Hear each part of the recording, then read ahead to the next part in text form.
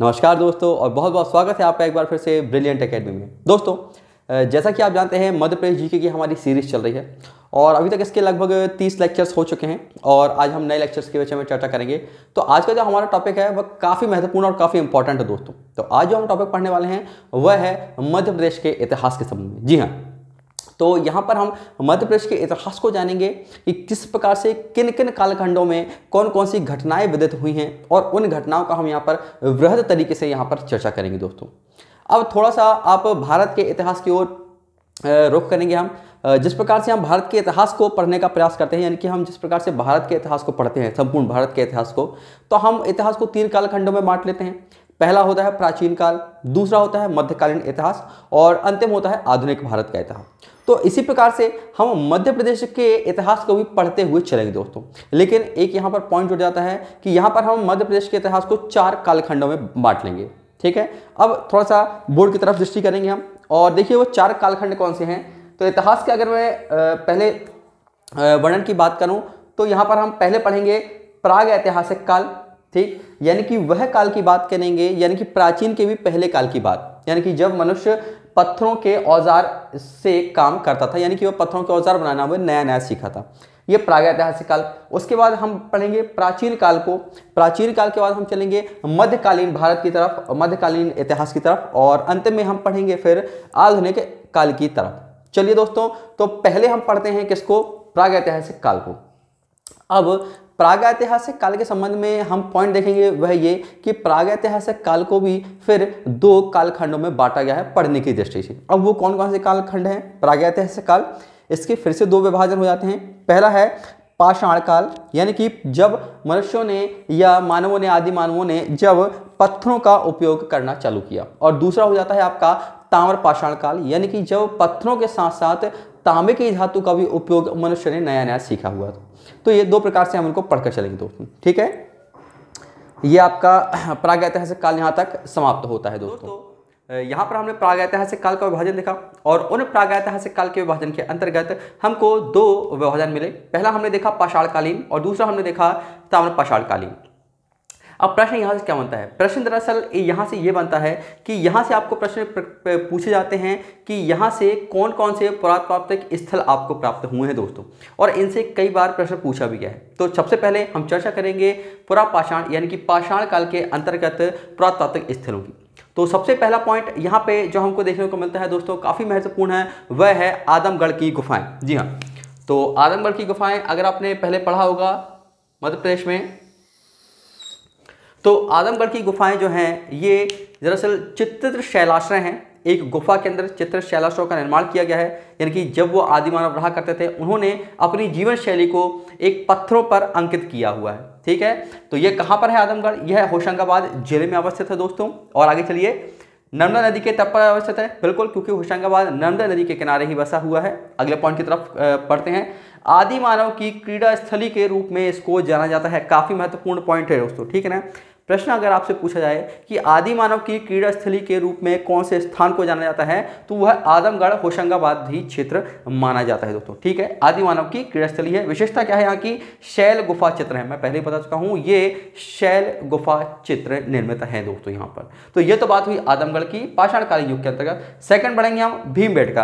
काफी महत्वपूर्ण प्रश्न है, ना केवल व्यापम की दृष्टि से ही बल्कि ये कई बार जब आप संपूर्ण भारत का अध्ययन करते हैं उस एग्जाम्स में भी आपसे भीमबेटका से प्रश्न आ जाता है दोस्तों। तो काफ़ी महत्वपूर्ण जाता है। चलिए बात करेंगे अगर हम भीमबेटका के संदर्भ में दोस्तों, तो भीमबेटका कहाँ पर अवस्थित है? भीमबेटका दरअसल है रायसेन जिले में अवस्थित है। कहाँ पर? रायसेन जिले में, भोपाल में नहीं है। ये भोपाल से लगभग 40 किलोमीटर की दूरी पर अवस्थित है। तो भीमबेटका की गुफाएं जो हैं यह रायसेन जिले में अवस्थित है दोस्तों। और दूसरी विशेष बात क्या है इसकी कि यहाँ पर चित्रित शैलाश्रय एवं शैलचित्र हैं दोस्तों। क्या है? चित्रित शैलाश्रय एवं शैलचित्र यहाँ पर निर्मित हो दोस्तों। दूसरी बात, खोजकर्ता की बात। खोजकर्ता से एक प्रश्न पूछा भी गया है, तो इसकी खोज जो की थी वह थी विष्णु श्रीधर वाड़क्कर ने इनकी खोज की थी। किसने? विष्णु श्रीधर वाड़क्कर के द्वारा ये स्थल खोजे गए थे और विंध्य पर्वतों में अवस्थित है। इसकी अवस्थित की हम बात करें, यानी कि तो यह विंध्य की पहाड़ियों यानी कि विंध्याचल पर्वत श्रेणियों में भीमबेटका की गुफाएं अवस्थित हैं दोस्तों। और सबसे महत्वपूर्ण पॉइंट जो नोट करके चलना है आपको, लास्ट पॉइंट, यूनेस्को ने, ठीक है ना, यूनेस्को की विश्व धरोहर की सूची में इसे शामिल किया गया है। किसको? भीमबेटका की गुफाएं को वर्ष 2003 में यूनेस्को ने अपनी धरोहरों की सूची में इसको शामिल किया है। तो दोस्तों यहां पर पाषाणकालीन सभ्यता या पाषाणकालीन युग से मात्र 2 ही हमको पुरातात्विक स्थल पढ़ने हैं और यही एग्जाम्स में पूछे जाते हैं। अब हम बढ़ेंगे दूसरे पॉइंट की तरफ, और जो है हमारा ताम्र पाषाणकालीन। वहां से हम देखेंगे कि कौन कौन से हमको अवस्थित या कौन कौन से पुरातात्विक स्थल प्राप्त हुए हैं। तो दोस्तों यहाँ पर अभी हमने पाषाणकालीन कुछ पुरातात्विक स्थलों की बात की, जैसे कि भीमबेटका और आदमगढ़ की गुफाएं। अब मैं चर्चा करूंगा आपसे ताम्र पाषाणकालीन कुछ पुरातात्विक स्थलों की दोस्तों। तो चलिए बढ़ते हैं ताम्र पाषाणकालीन की तरफ। तो यहाँ पे थोड़ा सा नोट करके चलते हैं।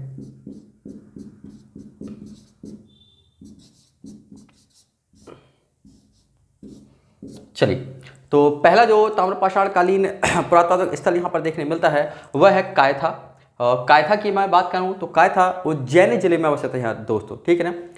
एक बात यहाँ पर नोट करके चलिए, इन पुरातात्विक स्थलों से संबंधित जो प्रश्न आते हैं वह ये आपको नोट करके चलना है कि इनकी अवस्थिति कहाँ पर है। यही आपसे पूछेगा मुख्यतः कि एक तो उनकी विशेष बात और दूसरा किस जगह पर अवस्थित है। तो चलिए, कायथा उज्जैन में अवस्थित है दोस्तों। और क्या प्राप्त हुआ यहाँ से देखिए, कंकड़, छेनी, कुल्हाड़ी, तांबे की, ठीक है ना। छेनी हो गया, कुल्हाड़ी हो गया, कंकड़ हो गए, ये तांबे की कुछ वस्तुएं वहां से प्राप्त हुई हैं। मुख्य बात देखिए क्या है, वराहमिहिर की जन्म स्थली मानी जाती है कायथा। किसकी? वराहमिहिर शासक रहे हैं, वराहमिहिर की ये जन्म स्थली मानी जाती है कायथा नामक जगह। चलिए सेकंड नंबर की बात करते हैं। एरण काफी महत्वपूर्ण है दोस्तों। एरण जो है यह सागर जिले से प्राप्त हुआ है। यह सागर में सागर जिले के अंतर्गत एक जगह है एरण, और वहां से एरण अभिलेख भी प्राप्त हुआ है दोस्तों, ठीक है। उस अभिलेख की चर्चा हम आगे करेंगे। तो क्योंकि एरण से इंपॉर्टेंट क्यों है, क्योंकि इससे कई बार प्रश्न आया हुआ है। मोस्ट इंपॉर्टेंट प्रश्न देखिए क्या है, सती प्रथा के साक्ष्य, सर्वप्रथम सती प्रथा के जो साक्ष्य हैं वह है एरण से ही प्राप्त, यानी कि सागर से ही प्राप्त हुए हैं दोस्तों। मोस्ट इंपॉर्टेंट पॉइंट अगला, तांबे की कुल्हाड़ी एवं सोने के गोल टुकड़े यहां से प्राप्त हुए हैं एरण से। क्या है? तांबे की कुल्हाड़ी प्राप्त हुई है और सोने के गोल टुकड़े भी इस जगह से प्राप्त हुए हैं। तीसरा चलते हैं, अवरा नामक जगह। तीसरे जगह की जो नाम है वह है कहां पर? अवरा। और अवरा नामक जो जगह है यह कहां पर प्राप्त हुई है? यह है मंदसौर जिले में अवस्थित है दोस्तों। कहां पर इसके साक्ष्य मिले हैं? अब मंदसौर जिले में। क्या मुख्य बात है अवरा नामक जगह की या अवरा पुरातात्विक स्थल की, कि इस जगह से, इस काल से लेकर, यानी कि इस प्रागैतिहासिक काल से लेकर गुप्तकालीन वस्तुओं के साक्ष्य मिले हैं यहाँ पर, ठीक है ना। गुप्तकालीन वस्तुएं या सामग्री के साक्ष्य अवरा नामक जगह से प्राप्त हुए हैं। बढ़ते हैं चौथे नंबर की तरफ, और चौथा नंबर का जो स्थान है वह है नवदा टोली, ठीक है ना। कौन सा है ये? नवदा टोली। और नवदा टोली जो है यह महेश्वर में अवस्थित है। किस जगह? अब महेश्वर आता है आपका खरगोन जिले के अंतर्गत दोस्तों, ठीक। चलिए, इंपॉर्टेंट फैक्ट क्या है, एक तो यह नर्मदा नदी के तट पर अवस्थित है, यानी कि नर्मदा नदी का प्रवाह यहाँ से, यानी कि नर्मदा का प्रवाह क्षेत्र है ये। सेकंड पॉइंट, झोपड़ी नुमा मिट्टी के घर के साक्ष्य यहाँ से मिले हुए हैं। काफी महत्वपूर्ण पॉइंट, ठीक है ना। अगर प्रश्न आता है कि झोपड़ी नुमा मिट्टी के घर के साक्ष्य किस जगह से प्राप्त हुए हैं, तो वह जगह आपकी नवदा टोली महेश्वर ही मानी जाएगी दोस्तों। चलिए, ताम्र पाषाणकालीन युग को आगे बढ़ाएंगे हम और बढ़ते हैं 5वें नंबर के पुरातात्विक स्थल की तरफ। तो 5वां नंबर का जो पुरातात्विक स्थल है दोस्तों वह है आपके सामने डांगवाला। क्या है? डांगवाला। तो नाम स्पष्ट तौर से याद रखते चलेंगे दोस्तों, क्योंकि मैंने बार बार बोल रहा हूं नाम और उनकी अवस्थिति ही आपको याद रखनी है। तो डांगवाला देखिए कहाँ है? उज्जैन से 32 किलोमीटर दूर डांगवाला नामक पुरातात्विक स्थल प्राप्त हुआ है। कहाँ? उज्जैन जिले में, यानी कि डांगवाला आता है दोस्तों। 6वें नंबर के पॉइंट चलते हैं, नागदा। नागदा से एक और पॉइंट हमको याद रखना है। चलिए पहले बात कर लेते हैं नागदा कहाँ पर है। नागदा उज्जैन जिले के अंतर्गत आता है, यानी कि नागदा जो पुरातात्विक स्थल है यह कहाँ से प्राप्त हुआ है आपको? यह है उज्जैन जिले के अंतर्गत आता है। और अभी जब माननीय श्री कमलनाथ जी की सरकार थी, कांग्रेस की सरकार थी, तो उस समय इन्होंने 3 जिलों की और नए बनाने की घोषणा की थी, जिसमें से नागदा जिले का भी इनने प्रस्ताव रखा था दोस्तों। तो हो सकता है आने वाले समय में आपको नागदा एक नया जिला मध्य प्रदेश के मानचित्र पर देखने को मिलने लगेगा दोस्तों, ठीक है। चलिए क्या प्राप्त हुआ यहाँ से आपको मृदभांड यानी कि मिट्टी के बड़े बड़े बर्तन मृदभांड, यहाँ से लघु पाषाण के अस्त्र भी प्राप्त हुए हैं। ठीक है, ये 2 पॉइंट आपको याद रखने हैं। चलिए अगला चलते हैं 7वें नंबर, और जो आपका पुरातात्विक स्थल है वह है खेड़ी नामा। क्या नाम है इसका? खेड़ी नामक जगह। खेड़ी नामक जगह है जो कि होशंगाबाद जिले के अंतर्गत आती है। कहाँ पर? होशंगाबाद जिले में खेड़ी नामक स्थान प्राप्त हुआ है।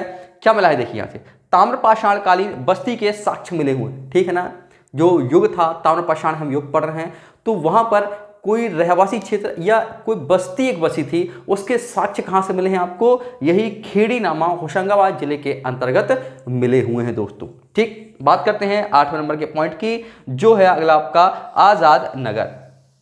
ठीक है, याद करेंगे आजाद नगर। यह जो पुरातात्विक स्थल है यह इंदौर जिले से प्राप्त हुआ है। आजाद नगर इंदौर जिले से प्राप्त हुआ है।